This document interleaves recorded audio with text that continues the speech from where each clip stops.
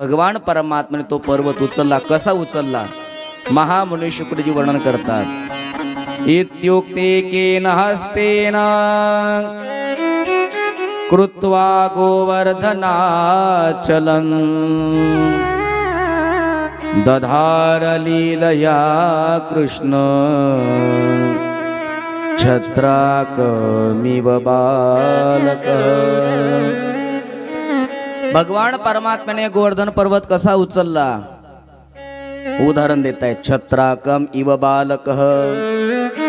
पावसाळ्यामध्ये उकिरड्यावर एक छत्री सारखी वनस्पती येते. काय म्हणतात? भूछत्र म्हणतात त्याला मराठीत. हिंदी में उसे कुकुर मुत्ता भी कहते हैं. ते भूछत्र लहान पोरं उचलतात आणि डोक्यावर धरतात. माझी छत्री, माझी छत्री, माझी छत्री असं करतात.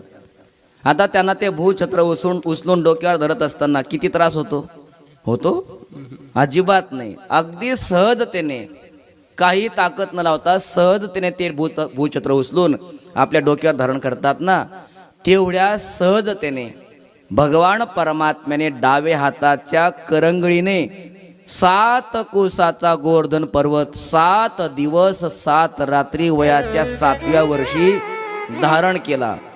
बोलो कृष्ण कन्हैया लाल की जय. गोवर्धन नावाचा पर्वत भगवान परमात्म्याने आपल्या करंगळीवर धारण केला.